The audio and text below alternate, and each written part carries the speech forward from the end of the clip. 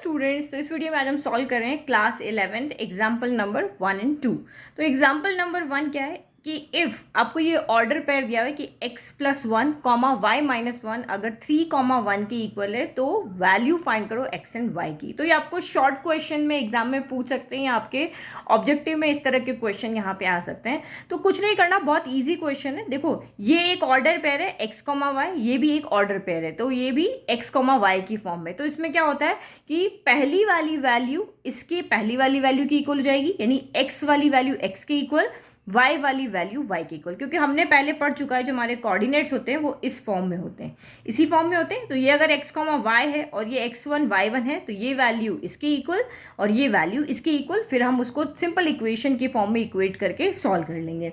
तो यहाँ पे अब लिखेंगे क्या, तो एज वी नो कि ऑर्डर पेयर इक्वल होते हैं तो उनके करस्पॉन्डिंग एलिमेंट्स भी इक्वल है। दोनों ऑर्डर पेयर आपस में इक्वल ना, तो करस्पॉन्डिंग एलिमेंट्स भी इक्वल है। 1 मार्क का क्वेश्चन होगा तो आपको यहाँ पे रीजन लिखना पड़ेगा कि हम इनको क्यों इक्वल कर रहे हैं।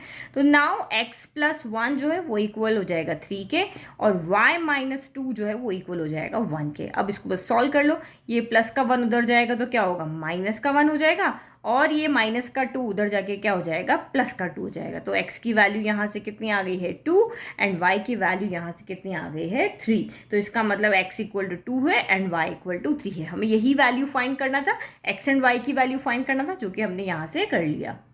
तो क्वेश्चन नंबर 2 जो है वो अब यहाँ पे हमें क्या कह रहा है कि अगर P जो आपका सेट है उसमें 3 एलिमेंट्स है ABC, Q सेट में ओनली 1 एलिमेंट है R, फॉर्म द सेट्स। हमें यहाँ पे 2 सेट्स बनाने हैं, यानी कार्टिजन प्रोडक्ट निकालना है, क्योंकि देखो P क्रॉस Q है और Q क्रॉस P है, तो हमें इनके कार्टिजन प्रोडक्ट्स निकालने हैं, जो हमें अच्छे से आता है, हमने इंट्रोडक्शन वीडियो में देखा था।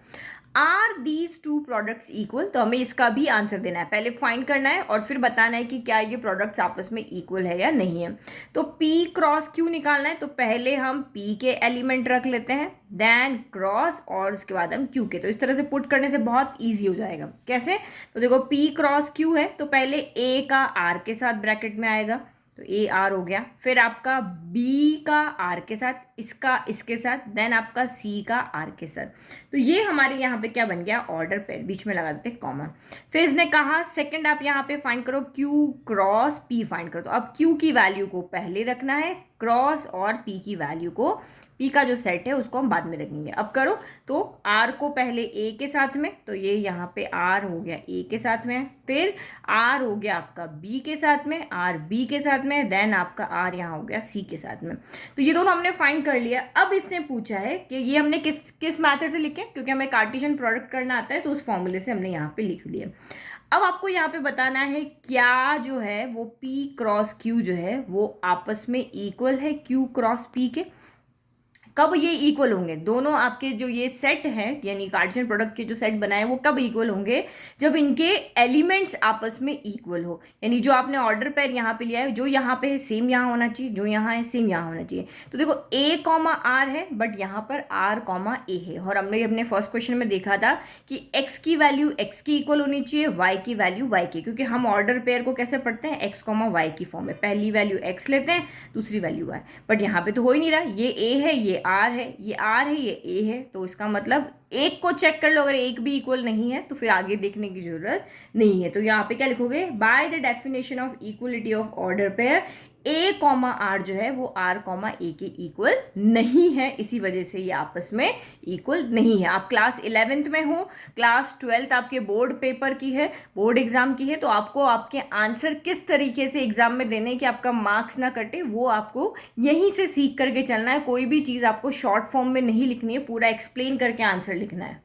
ओके तो देखो इसी तरीके से आंसर लिखना है। Since by definition of equality of order pair, हमारी जो डेफिनेशन है ऑर्डर पेयर की इक्वलिटी की, जो पेयर ए आर है वो आर ए के इक्वल नहीं है, दोनों आपस में इक्वल नहीं है, एक्स एक्स की इक्वल नहीं है, वाई वाई की इक्वल नहीं है। तो इससे हमने कंक्लूजन निकाला कि जो हमारा P cross Q Cartesian product है, पी का क्यू के साथ में और क्यू का पी के साथ में, तो उसके एलिमेंट्स भी आपस में इक्वल नहीं आएंगे। क्योंकि आप बोर्ड एग्जाम देने जा रहे हो नेक्स्ट ईयर, तो आपको अपना अभी से, हम 10th में जैसे पढ़ते थे वैसे 11th को नहीं पढ़ना है। हर एक आंसर को बहुत ब्रीफ में आपको वहाँ पे एक्सप्लेन करना, बहुत जितना जरूरी है उसका लॉजिक लगा करके यहाँ पे लिखना है, तभी आपको फुल मार्क्स मिलेंगे। Thank you.